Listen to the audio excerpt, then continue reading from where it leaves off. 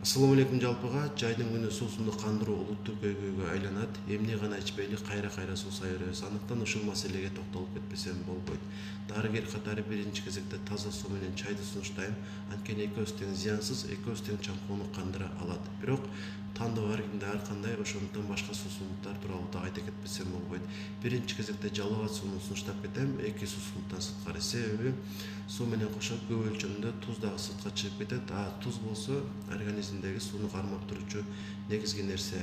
Бул максатта биз жалбырак сууну ичип турсак жакшы болот. Андан сырткары көпчүлүк мекендештерибиз квас ичет. Демек ушул тууралуу дагы айта кетүү керек. Демек квас суусундугун суу катары эмес, аны азык катары дагы карашыбызга туура келет. Анткени курамында углевод бар, белок бар, май дагы бар. Андан сырткары витаминдер, минералдар бар. Ал организмибиз үчүн пайдалуу азык болуп эсептелинет. Ошо катары суусундугубузду да кандыра алат. Диний жагын алып караганда дагы бул уруксат берилген нерсе. Эми кандай пайдалары бар, ошону дагы айта кетейин. Биринчи кезекте бул тамак сиңирүүгө, тамактын жакшы сиңирилишине оң таасир эте алат. Зар айдоочу касиетке ээ, жүрөккө кубат берет. Курамындагы минералдар, анан бардык түрдөгү витаминдер ушул организмдин жакшыраак иштешине салым кошулат. Андан дагы жакшы жери мунун курамында ошол жоон ичегинин микрофлорасын жакшылай турган нерселер бар. Демек, жоон ичегинин микрофлорасы байыгандан кийин көп өлчөмдөгү пайдалуу болгон бизге ошол витаминдер көбүрөөк иштелип жатат. Билесиздер, бардык витаминдерди биз сырттан гана ала алабыз. Өзүнүн организмибиз витаминдерди иштеп чыгара албайт. Бирок биздин жоон ичегибиздин микрофлорасы витаминдерди иштеп чыгууга жөндөмдүү. Бул нерсени ал жакшыраак аткарыш үчүн квас ичип турууга туура келет.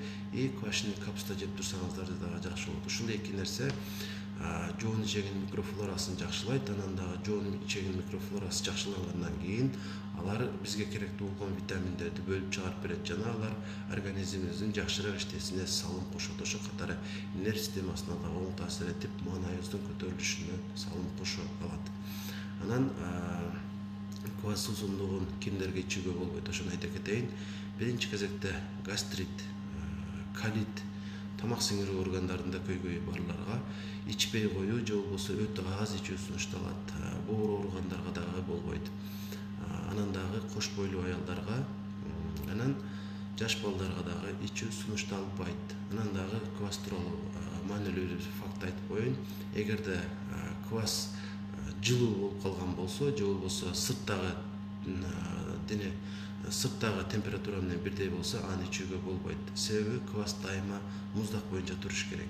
Ошондой гана квасты тандап ичиңиздер. Өйдөдө айтканымдай квас болбойт. Ал эми башка суусундуктар тууралуу айтып турган болсом, биздин улуттук суусундуктарыбыздын баарын иче берсеңиздер болот. Мүмкүнчүлүгү жараша, тапканыңыздарга жараша. Башка суусундуктарды ичүүгө болбойт. Ошол катары алкогол, ошол катары ширин суулар, ошол катары соктор дагы болбойт. Өйдөдө айтылган гана суусундуктарды ичсеңиздер сиздерге пайда бере алат.